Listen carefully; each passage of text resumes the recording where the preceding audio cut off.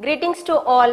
This is a video relating to the residential status of individual. I am Dr. K.J.Sunmista, Assistant Professor of Commerce from the Standard Fireworks Rajratnam College for Women, Sivakasi. Hope you will enjoy this video.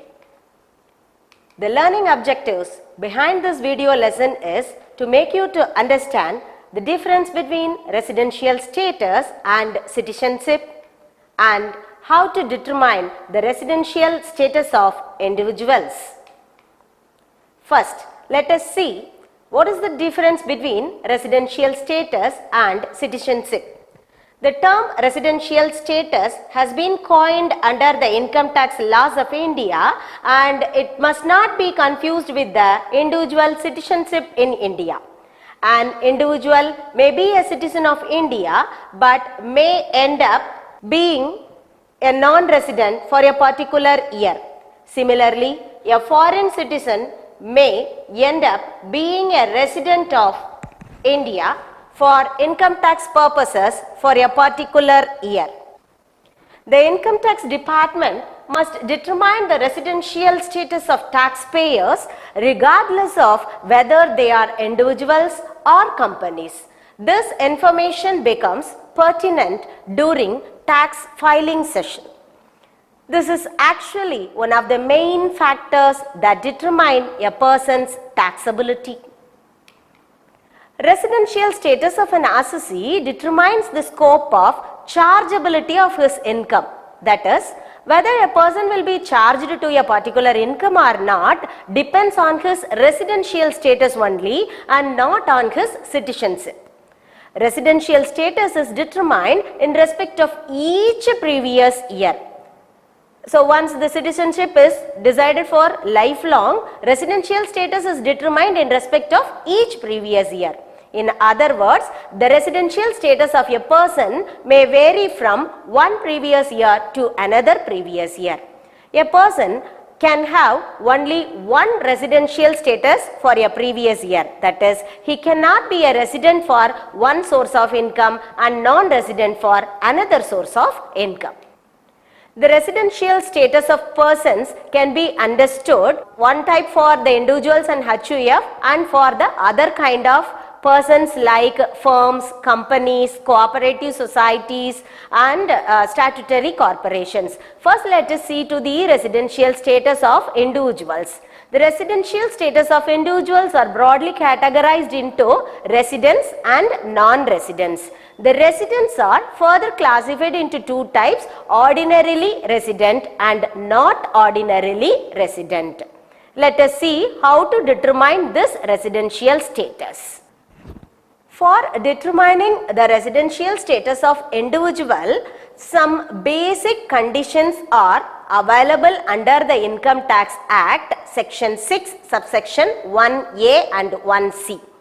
The first basic condition is that the person should stay in India in the previous year for a period of 182 days or more. The second basic condition is that he should stay in India for a period of 60 days or more during the previous year and for more than 365 days during the 4 preceding previous years. Okay. So, if a person satisfies these two basic conditions, he will be termed as a resident. If he did not fulfill any one of the basic condition, then he will be termed as the non-resident. So, he has not fulfilled the first basic condition as well as the second basic condition, means he will come under the residential status of non-resident. He has proved to be a resident and now let us see how to determine his residential status as ordinarily resident or not ordinarily resident. Before that, there is an exception to this general condition. If the duration of their stay in India during the previous year is 182 days or more, the following individuals will be considered resident. The Indian citizens who leaves India as a crew member or passenger on an Indian ship during the preceding year, and an Indian citizen who has left India in the preceding year to seek employment outside India, An Indian citizen or a person of Indian descent who visits India for the purpose of earning income that is not from abroad during the relevant year, 15 lakhs in the preceding year. So, in these cases, the second basic condition will not at all be considered. So, to determine whether the person to be the ordinarily resident or not ordinarily resident, two more additional conditions are available. The first additional condition is that he should be the resident of India for at least 2 out of the 10 preceding previous years. And the second additional condition is that he has resided in India for a period of 730 days or more during the 7 preceding previous years. If a person fulfills these two additional conditions, he will be termed as ordinarily resident. If he failed to fulfill both or one of the additional condition, he will be termed as not ordinarily resident. Let us understand how to determine this residential status by using a practical illustration. In this illustration, Mr. Surender left India for the first time on May 20th in the year 2019.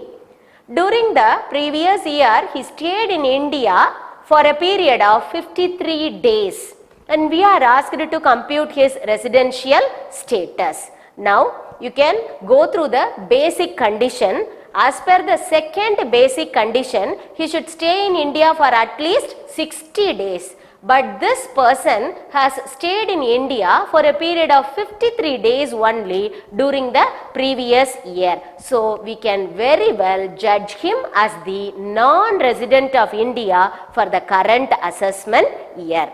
Let us see to another illustration. In this problem, Mr. Santosh is a foreign citizen. From the year 1981, he is visiting India every year and staying here for a period of 100 days.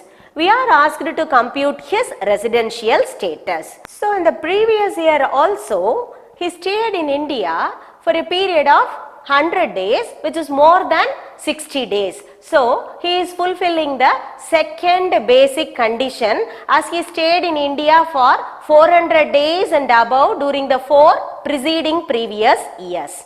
And now let us see to the additional condition. As per the first additional condition, he should be the resident for at least 2 out of 10 preceding previous year. This person is fulfilling that criteria. And he failed to fulfill the second additional condition. That is, during the 7 preceding previous years, he stayed in India for only 700 days, which is less than 730 days. So, he is fulfilling the first additional condition, but he failed to fulfill the second additional condition. So, we can judge his residential status as not ordinarily resident. Hope you understand what is residential status and how to determine the residential status of an individual. Thanks for watching this video. Hope this is useful to you. Bye bye.